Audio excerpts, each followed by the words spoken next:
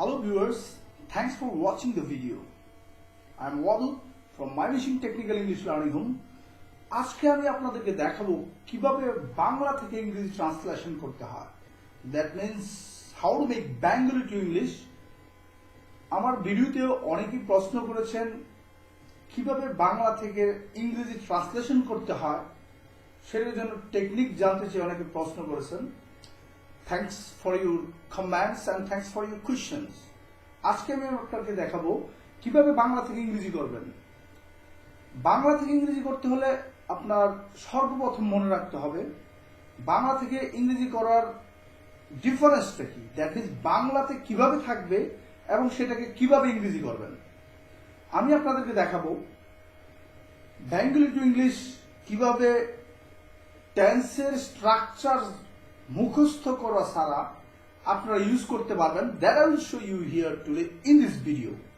তাহলে আপনারা দেখেন, আমি আপনাকে প্রথম একটু ডিফারেন্স গুলো দেখাই। বাংলাতে কোথায় ভার্ব থাকে, দ্যাট মিন্স কাজ থাকে, এবং সেই ভার্বটা কিভাবে ইংরেজিতে বসাতে হয় এবং কোন জায়গায় বসাতে হয়।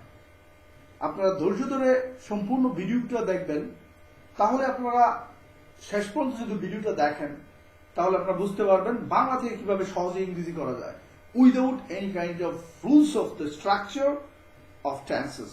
So everybody let's get it. দেখেন আমি এইখানে লিখতেছি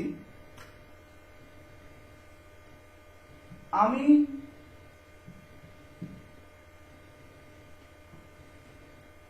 ইংরেজিতে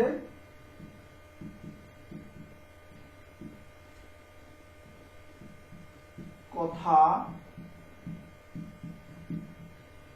বলি। Everybody look at here. এইখানে আপনারা সবাই দেখেন আমি ইংরেজিতে কথা বলি। এখানে মনে রাখবেন যে কোনো বাংলা থেকে ইংরেজি করতে হলে আপনার সবচেয়ে প্রধান যে বিষয়টা হচ্ছে that is identification of verb. That means verb যেটা বাংলাতে কাজ, সেই কাজটা কোন জায়গায় থাকে আপনাকে বুঝতে হবে।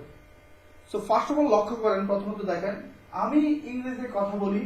দেখেন বলি কথাটা হচ্ছে লাস্টে থাকবে। দ্যাট মিন্স কি বুঝতে পারলেন, যদি সেটা শুদ্ধভাবে বাংলাতে লেখেন তবে সবসময় দেখবেন আমাদের বাংলা যখন লিখি তখন কাজটা থাকে সবার লাস্টে।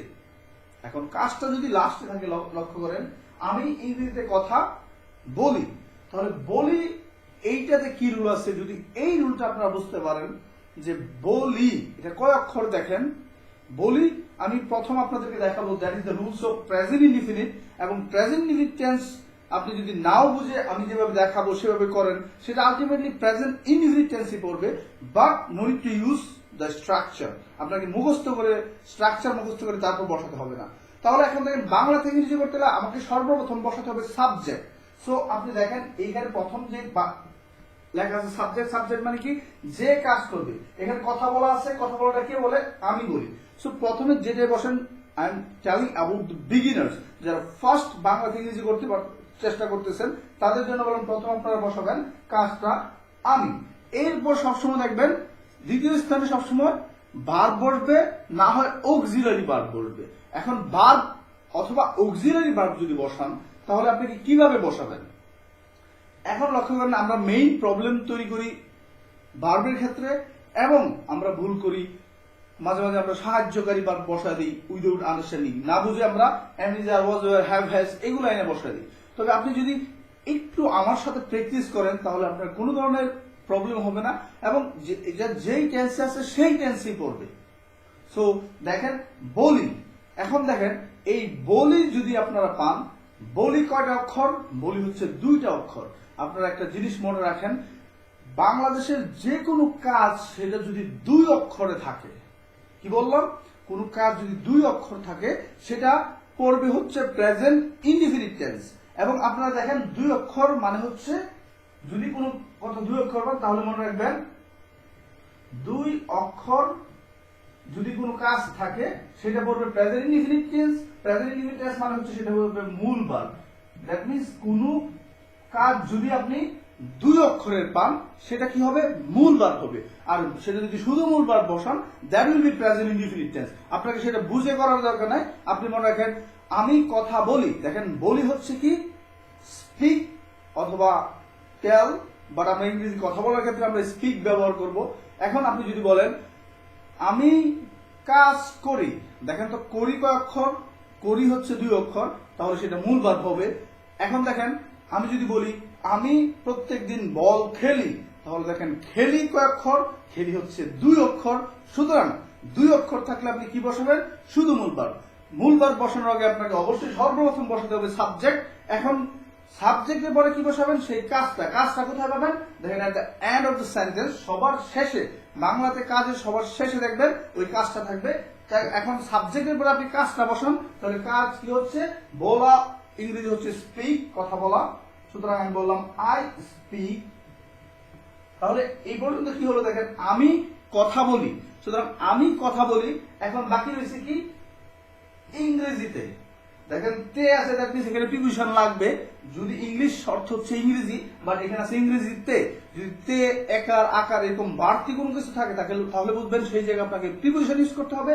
আর যে কোনো ইংরেজিতে, বাংলাতে, আরবিতে এরকম যে কোনো বাংলা ভাষার শেষে যদি তে থাকে সেখানে আপনাকে ইন দিয়ে বসাতে হবে। যেমন বাংলাতে ইন বেঙ্গলি, ইংরেজিতে ইন ইংলিশ। তাহলে দেখেন আই স্পিক ইন, এখন কি বসাবেন? ইংলিশ। তাহলে কি হলো? I speak in English. দেখেন এটা আলটিমেটলি এটা হচ্ছে প্রেজেন্ট ইনডিফিনিট টেন্স, বাট আপনাকে বুঝে বলার দরকার নাই, আপনি এমনিতেই বলতে পারবেন। কারণ যখনই আমরা স্ট্রাকচার মনে করতে চাই, sometimes we can't keep it memorise, আমরা এটা মুখস্থ রাখতে পারি না, and at that time we make mistakes, এবং সেই সময় আমরা কি করি? ভুল করে থাকি। তাই আপনি মনে রাখবেন, যদি বাংলা থেকে ইংরেজি করতে চান সর্বপ্রথম বসবে, আপনারা যারা জানতে চেয়েছিলেন কিভাবে বাংলা থেকে ইংরেজি করবেন, বাংলা থেকে ইংরেজি করার প্রথম শর্ত হচ্ছে যে সাবজেক্টটা থাকবে, যার মানে যে কাজ করতেছে সে সাবজেক্ট। এখানে আমি কাজ করতেছি, যদি কেউ বলে সে স্কুলে যায়, দেখেন যায় 2 অক্ষর। 2 অক্ষর থাকলে কি হবে? সেটা মূল ভার্ব হবে।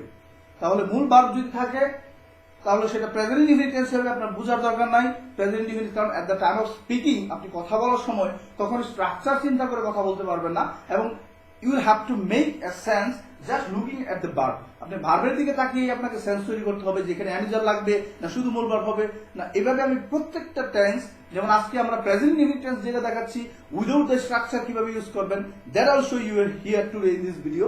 তাহলে দেখেন বলি কয় অক্ষর? 2 অক্ষর। 2 অক্ষর। আরেকটা জিনিস আছে, যদি কাজের শেষে কখনো রসই এ স্বরে অন্তস্থ, that means like the vowels of English, ইংরেজিতে ভাওয়েল যেমন বলেন এ, ই, আই, ও, ইউ, তেমনি বাংলাতে ভাওয়েল গুলো কি হচ্ছে? রসই এ স্বরে অন্তস্থ, এগুলো যদি থাকে তাহলে আপনাকে বসাতে হবে শুধু মূল ভার্ব, রসই এ, ও। যেমন আমি যদি বলি, আমি ইংরেজিতে কথা বলি, তাহলে কি লেখেন? I speak in English. I speak অর্থ কি? আমি কথা বলি।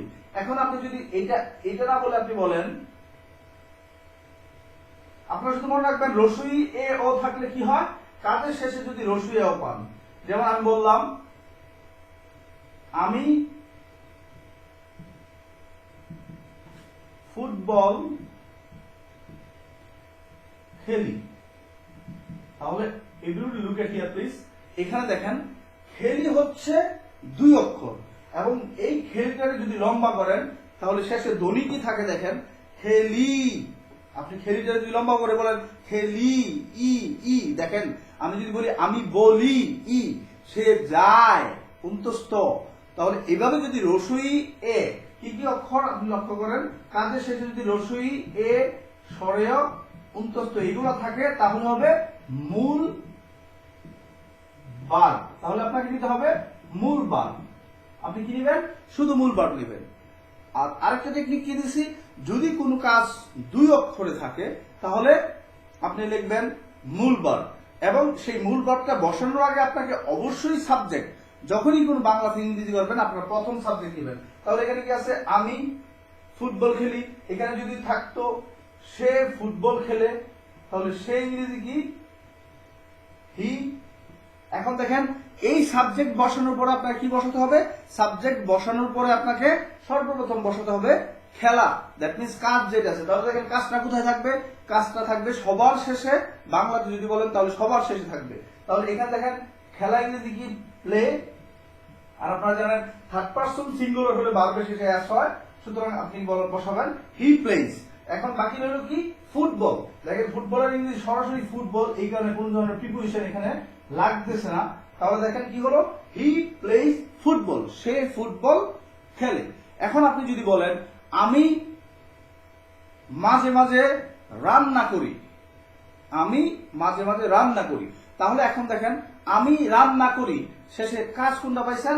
যেমন আমি লিখলাম এখন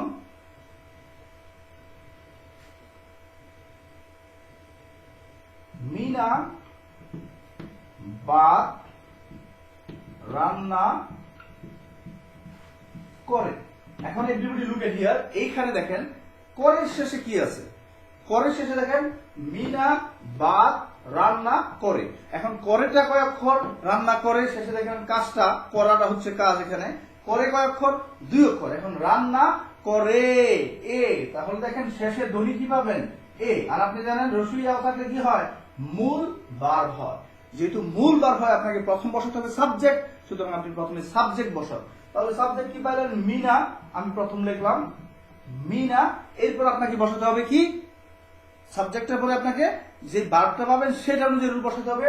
আপনি দেখেন ভার্ব রান্না করে, করে 2 অক্ষর, এবং 2 অক্ষর থাকলে আপনাকে মূল ভার্ব বসাতে হবে। সুতরাং রান্না করে ইংরেজি কি? Cook. So cook, third person Mina, Mina হচ্ছে থার্ড পারসন সিঙ্গুলার, এইজন্য আপনাকে বসাতে হবে কুকস। মিনা কুকস। এখন মিনা রান্না করে, যদি সেখানে আমি রান্না করতাম তাহলে বলতাম আই কুক, এখানে এস হতো না। থার্ড পারসন সিঙ্গুলার হলে কেবল ভার্বের শেষে এস বসাবেন। মিনা কুকস, মিনা কি রান্না করে? মিনা কুকস রাইস, মিনা ভাত রান্না করে। এখন আমি কবিতা লিখি। এখন আমি যদি লিখি আমি কবিতা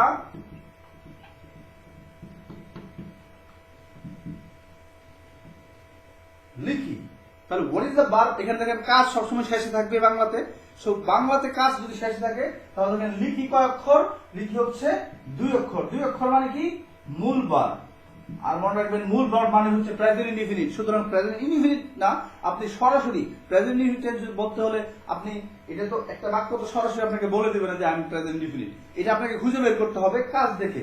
কাজের শেষে দেখেন আমি লিখি, সব সময় লিখি, এটা সাধারণ বর্তমান। তাহলে আপনি সাধারণ বর্তমান ওইভাবে চিন্তা করে আপনাকে প্রেজেন্ট ইনডিফিনিট টেন্স আপনাকে স্ট্রাকচার মনে করতে হবে। এটা না করে যদি আপনি লিখির শেষে যদি দেখেন 2টা অক্ষর আছে, লিখির শেষে কি আছে? লিখি ই, দ্যাট মিন্স আপনি ই পাইতেছেন বাউল, দ্যাট মিন্স ধ্বনিটা পাচ্ছেন ই।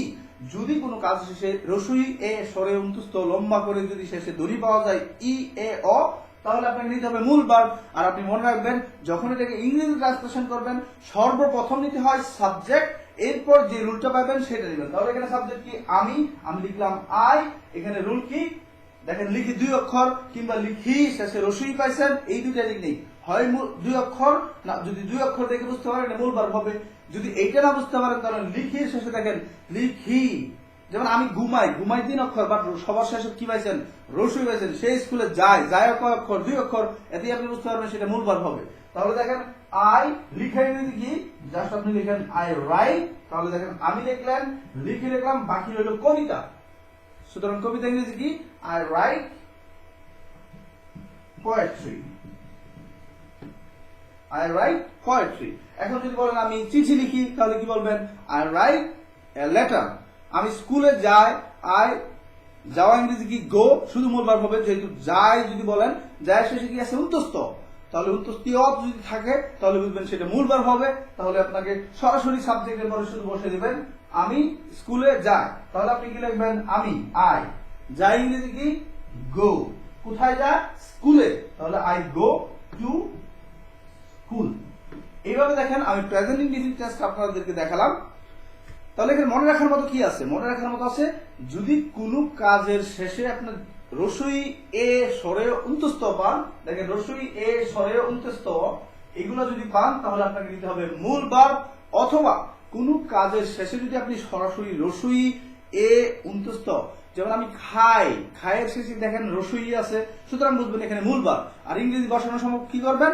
প্রথমে সাবজেক্ট নেবেন এবং ইংরেজি করার সময় দ্বিতীয় স্থানে সেই মূল ভার্বটা বসাবেন। দ্যাট মিন্স কাজ বাংলা যখন থাকবে তখন সবার শেষে থাকবে, আর যখন সেটা ইংরেজিতে লিখবেন তখন সাবজেক্টের পরে বসাবেন, দ্যাট মিনস দ্বিতীয় স্থানে বসাবেন।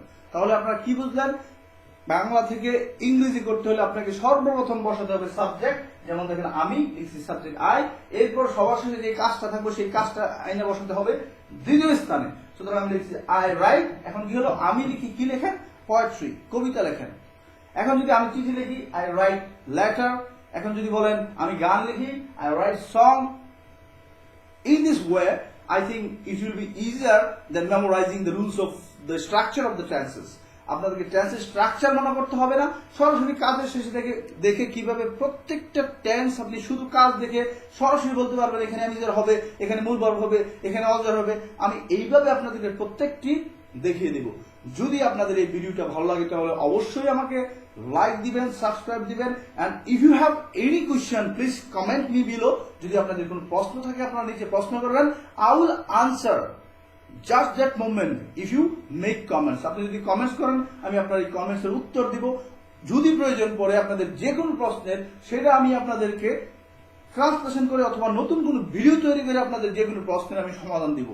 এবং আপনারা মনে রাখবেন এই টেকনিক্যাল ইংলিশ লার্নিং হোমে প্রত্যেকটা ক্লাসের গ্রামার আপনার বই থেকে মডিফিকেশন 1, মডিফিকেশন 2, এইভাবে প্রত্যেকটা ক্লাস 6 থেকে জেএসসি থেকে শুরু করে 9, 10, 11 অথবা ইন্টারমিডিয়েট লেভেলের যে প্রশ্নগুলো থাকবে সরাসরি বই থেকে, অ্যাডভান্স বই থেকে আমি নিয়ে যাব, লেকচার বই থেকে যে কোনো বই থাকবে সেই বই থেকে আমি প্রত্যেকটা মডেল কোয়েশ্চেন সহ আপনাদের উল্লেখ করে দিয়ে বলে দেব যে এই মডিফিকেশন 1 থেকে মডিফিকেশন 50 পর্যন্ত এই টেকনিক্যাল ইংলিশ লার্নিং হোম, এখানে যদি আপনারা সাবস্ক্রাইব করেন তাহলে আপনার যদি প্রয়োজন নাও পড়ে আপনার সন্তানের পড়তে পারে, অথবা আপনার কোনো স্টুডেন্ট থাকতে পারে, অথবা আপনার কোনো ছোট ভাই বন্ধু যদি ছোট ক্লাসের থাকে তাদের জন্য প্রয়োজন পড়তে পারে। আমি সরাসরি বই থেকে প্রত্যেকটা ভিডিও আপনাদেরকে এখানে পাবেন। যদি আপনাদের ভালো লাগে এবং টেকনিক দিয়ে আমি বুঝিয়ে দিব, সর্বোচ্চ সহজ করার চেষ্টাটাই আমার থাকবে সর্বোচ্চ বেশি।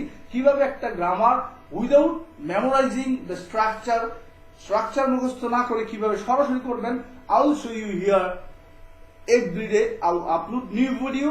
আমি প্রত্যেকদিন নতুন নতুন ভিডিও এখানে আপলোড করব।